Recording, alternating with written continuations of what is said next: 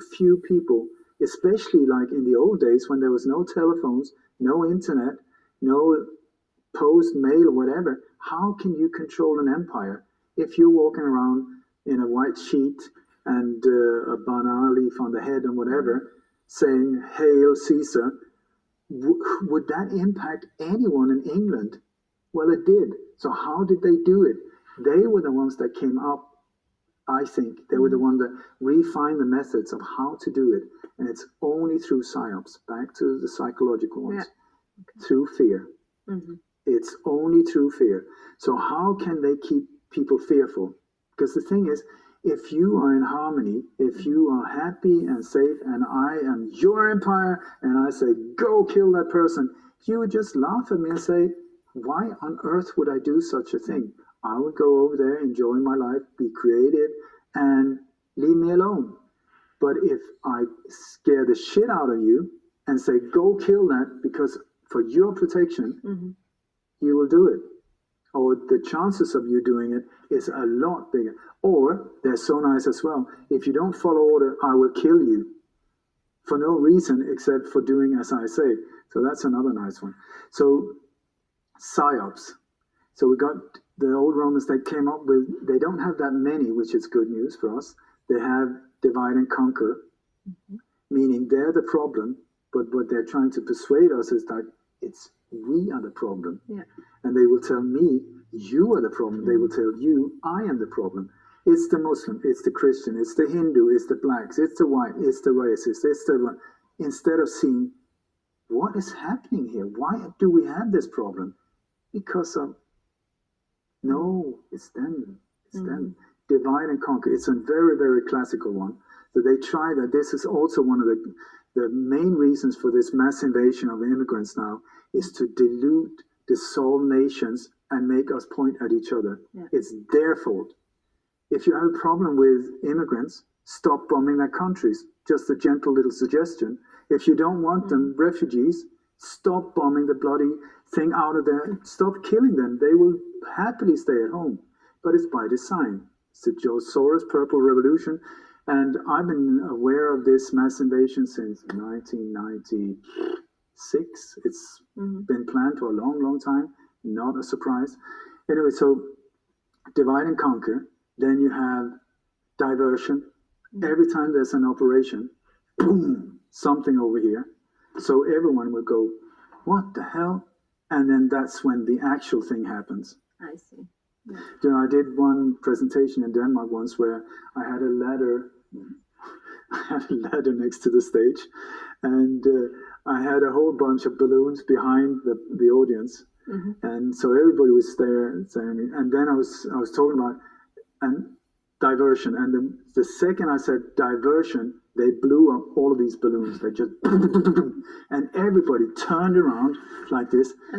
And at the same time, I changed shirt and ran up and stood on the ladder. So when people like, oh, well, it was only balloons, they turned back. Where is he? He's up there. And it was like I said, how did I get up here? Am I dressed the same? What do you know? Everybody was distracted by it. And in all operations, there's this boom. Military operations, political operations, whatever, boom. People look that way. When people look that way, I look this way. You know, I don't care about the smoke and the bomb and the whatever. I'm here. What's going on? What's going on? Same with the newspaper. Bill Clinton blowjob White House. Months and months. What's going on? Do not look there. What is actually going on? That is where it's happening.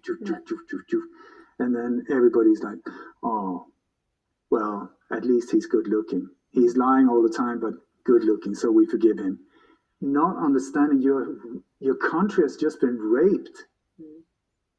You have been invaded in areas you have no idea about. The whole USA was, well, we can go into this, but the whole crack epidemic was started with key people. Some of the key people was Bill Clinton and George Bush Sr. that then started the war on drugs with Nixon also. I mean, same thing. So diversion, divide and conquer, and then we got the main one, false flag operations. But problem, reaction, solution. This is key to understand what's going on in the world. So how do they do it? The few in power secretly create a problem.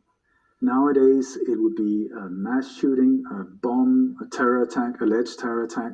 Every time I say terror attack, please put the words alleged before, because there's so few real ones. Okay. I say after all of these years. It could be a virus scare, Zika, the Ebola. They have these jingle names, so you remind them. Because if it's a terror attack and you want a one-time scare, you will have some weird name like Abdul Kala, but that will not work if you have to spread it. Because if you hear it and you have to tell your neighbor, you should be afraid of, what was his name? Doesn't work. It was so that doesn't work. But if you need a longer going thing, then you go for the jingle name. Zika, Ebola virus, all of them, when it comes to the virus, come from CDC in Georgia, Atlanta. It's the Center of Disease Control that was created right after the Second World War, together when OSS turned into CIA. NASA was created also, Operation Paperclip, the export of German Nazi scientists, all of them, and then started these companies that are now center of this whole mayhem. So, virus scares, financial crash, bombs, mass shootings. These are the trends today. Boom. Why? Problem, reaction, solution. What are they looking for? Boom. They don't aim at old, ugly guys, cows, tractors, old people's home. No, they need to go emotional. That is what they want. So it's women, children. That's standard. Because, oh my God, women, children, nuns, if they want to add to the whole thing, nuns, nurses. If there are men involved, depending on what the aim of the operation, could be war veterans, but that's normally not the case, but vicars or priests, doctors sometimes also, because they're so cute. So they go emotional. That is the thing, because what they want, boom, problem, reaction is like, they don't want us to think, they want us to just go into a reaction. Oh my God, that's awful. And problem, reaction, then we turn towards the people we think are there to protect us, not understanding that it's actually them who created the problem, saying, please protect me, I need protection. And they will then say, well, the only way we can protect you with this horrible problem and boom, in comes the solution. And that solution every single time is the same. You give up your liberties, you give up your freedom, you pay for all of these crap. More and more surveillance, more and more cameras, no privacy, more and more militarized police, robocops, body scanners, backscatters, you name it. I mean, soon they will have these horrific machines in libraries and pizzerias and whatever, and you are being x-rayed all the time, also activating cancer viruses that are latent in most of our bodies, not good for us, all of this radiation. Okay, so the solution, every single time, or give up your guns. If it's a mass shooting, give up the guns, because they totally specialize on countries where there's weapons. So the mass shootings will always occur in the US, more or less. A few times in other countries, but they're like ridiculous. But they do it also to get on a global scale. So if it's now we have a whole wave of stabbings in Sweden, Norway, England, a whole wave. Are they real? I think not. Many of them are absolutely not. They're just staged events. Staged events? Does it mean, that people get killed there at all? Or? This is another one. I'm going to come to that one. But the reason I believe that this wave now is coming, for one thing, divide and conquer, blame the immigrants. Because also many of the alleged victims are immigrants or people with darker skin, with strange names, you will see over and over again. And then you have a white here and there and a child, because it's really sad. And then lots of people where they don't have the photo, they just have the name. And once you start checking these victims out, if you really start digging into it, what I've gone on location so many times, I end up with what I believe are phantom identities that are not even real. Many of these. So how can they pull it off? Because we don't take the time to check it out. We don't check the facts. We just like, oh, boom, there's another one. Oh, boom, oh, there's another one. So you just continue. It's only geeks like myself who are just digging and searching. Digging. So I kind of lost the thread here, but problem, reaction, solution. So this is super important to understand. And also meaning that the ones that will serve you the solutions are the ones that created the problem. Once again, a blessing in disguise. Because boom, in they come. So you can just see them come in on stage because they're there in front of the cameras. We have to stand united in the face of terror. We will not bend down. No, because you did it to us. It was you who did it. So great, we tick the box. There's, I recognize you, by the way. You were there last time as well. Yep, same police district. True, Charlie Hebdo, Bataclan. Why move it when you could just 100 meters? This is one of the good things about going on location also, because you think it's like so big. When you look at YouTube or the TV, it's like, and then they came there and they were shooting over there. You go there, it's like from there to there. It's like less than a block. It's so small, so easily controlled, where all those parameters and carried out. Nobody sees anything, nobody notices, but it goes out through media. Right. Fear porn, I call it fear porn. So, no, that is crucial. Problem, reaction, solution. You would see it on a daily basis. Give me a newspaper, a Swiss newspaper, I will show you on a local level and on a national level. I can guarantee you, give me any newspaper, I would find it in a small scale. Whoops, that is a possible one there. Whoops, that is a possible one there. Because they do it on so many different levels to confuse us also, to keep us constantly like, I don't know. It's very confusing, especially if you know that some of them are staged. So you never know what actually happens there. Where do they get the people from who are acting in these scenarios? This is a great question. And you were asking about, do people die? This is a tricky one. I believe that in the old days, some 20 years ago, there was a lot of real victims. And then I'm speculating now, but there was a change after 9/11, where suddenly you had thousands of alleged victims. There's big question marks around these people as well, but thousands of alleged victims. And one of the things that you do not want to mess with is our mothers. Mothers do not back down. If their child get hurt or killed, you have a fearless individual breathing down your neck. That will not. You will see that in all the different South American countries where these coups and people have been tortured and mass murdered. The mothers, and after 9/11, there was a whole bunch of mothers that would not back down. They killed several of them. Didn't matter. They just kept coming.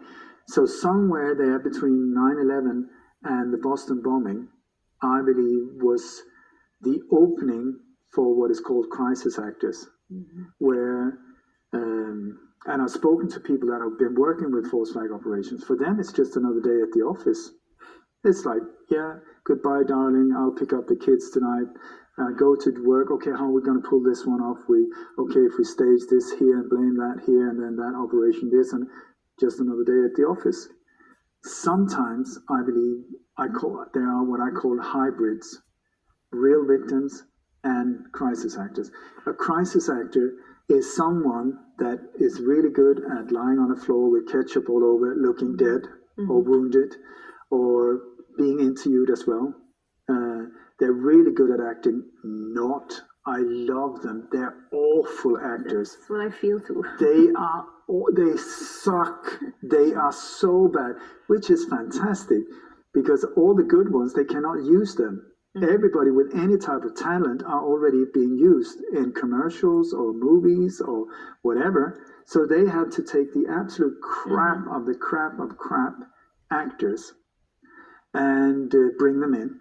And then nowadays, because of fluoride in the water and chemtrails and whatever, our concentration span, including video games and so on, has become like that. So they need to deliver problem, reaction, solution. Because otherwise you might have time to change channels. Yeah. Okay, so how do they do that? this is when life becomes interesting.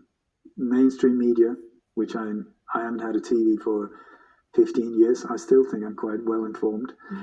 But for me, mainstream media at this point, it's a serious headache for me because it's like, whoa, that was absolutely not true.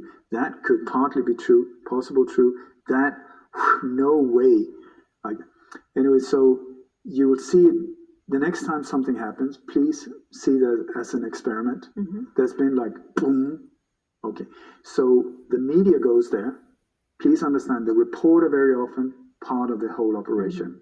And very often it's the same reporters like Cooper Anderson, these type of things, just the same old recycling crap over and over, but looks good and works for CNN. Then he must be trustworthy. Absolutely not. Employed by the CIA, not a secret, as so many thousands others nowadays. Okay, so you have problem, the reporter, there's this witness. What happened? What happened? Interviews the witness. The witness part of the operation. Important to understand most of the time. So the witness will say, oh, it was horrible. There was all of this blood. There was a head flowing here, there, dead bodies there, and babies, and they chopped the head off, whatever. Horror, horror, horror. Problem. That's a problem. To get people in the sofa just like, oh my God, that's awful. Problem, reaction. And then the solution will be presented by the reporter very often. So, for instance, when the Charlie Hebdo shooting happened, you had there were two guys that were said that they were very upset because they had made a drawing of Muhammad, which you're not allowed. Right. These two brothers were not upset because thousands of people innocent people were being slaughtered and bombed to death. That was not a problem, but this drawing of Muhammad. So they decided, I am having a bad day, we're going to go and kill a lot of people. So they officially did that, and then they were taken. But there was nothing that had to do anything with airports whatsoever. So the reporter said, when problem, all of these dead bodies, it's awful, it's awful. And then the reporter said, well, that just shows that we need more airport security. I was like, what? When the mass shooting, the alleged mass shooting in Norway happened, the chief of the secret police in Norway, afterwards she said, this mass shooting wouldn't have happened had the population been microchipped. But, really? Exactly, but how do they do it? It's like when you're emotional, if you look at the commercials, they want you emotional. So it's like all of these, granddad almost dying, he's out throwing rocks to his beautiful dog that is running in slow motion, and it's so beautiful, and there's a sunset behind it, emotion, get the emotions going, the music, and then buy our insurance. So they get you emotional and then smack it in. Here, the exact same thing. Something awful happens, you're like this emotionally, oh my God, you don't think at all, you're totally open, and then knock it in. Microchip, that would be the solution. You're safe with a microchip. But you don't think it, it's just in your subconscious. It's been knocked in. It's planted. It's planted, and they just keep knocking it in. Okay, so this question about real death or not is a very difficult one to answer. And it sounds bizarre. I mean, how can that even be difficult? I mean, that should be the most obvious thing of all. So one of the things that happens is that, for instance, the mass shooting in Norway, first, there were 89 victims dead. Okay, that shouldn't be a problem if you're a doctor or a pathologist. Body breathing, alive. Body not breathing, dead. Another one, that is not moving nor breathing, dead. That's 2, and so on. These 89 suddenly went down to 69 because, they made a mistake. Really? I didn't know that. Then the 69 went up to 77. Okay, so you had, and you will see, especially when it comes to the wounded, these numbers just goes like this. So, for instance, you have the alleged Nice attack, the truck attack in Nice, where a truck is said to have gone berserk and killed all of these people. 84 people killed, 202 wounded. Okay. It said that it drove like 1.6 mile and just hit people on the pavement. Awful, if it's true. Okay, so we start looking at it and we find out that actually it was not 1.6 kilometer at all. It was one block, 215 meters, because we got one guy that filmed the whole thing to start with. Question also, why was he filming before it even started? That's always a good question to ask. Do you stand and just film nothing and then suddenly something happens? No, normally something happens and you start filming. So every time that happened, question it. Anyway, he was standing at the Hotel Westminster, and then the shooting out with the police, where the driver was allegedly killed, was outside the casino. You go in, you find on location, suddenly it's like, this doesn't match up at all. And suddenly we have a blocked off area, 250 meters, where the whole thing is played out behind bar, sort of like a metal bar area. 84 dead, 202 wounded. That is quite a lot of people. That's 286 people hit by a white truck. So you look at the truck, there's not one drop of blood. There's no blood underneath the tires. It looks crashed in the front. It's not. It's just they've taken out the grill. The front part of it has been undone. That's it. There's not a dent on the car. There's nothing. Okay, how is that possible? 84 dead, 202. After 1 week, the 202 were 303. After 2 weeks, it was 404. So I'm like, okay. So after 2 weeks, 101, whatever it is, 101 people were at home, suddenly like, I'm not feeling good. You know, I think I've broken a leg. Maybe was that 2 weeks ago when I was hit by the truck? It must have been. Right. So how can you add, I mean, a natural development would be 84 dead, 202 wounded, some of them critically wounded, so maybe it would be 88 in the end, and then less wounded. But here it goes like this. You got the Manchester Arena bombing, where it was a similar type of thing. Now, I can't remember the first numbers. Now it's like 700 or something. Why do they raise it? Because of the emotion. Emotion, right. It's the emotion they want.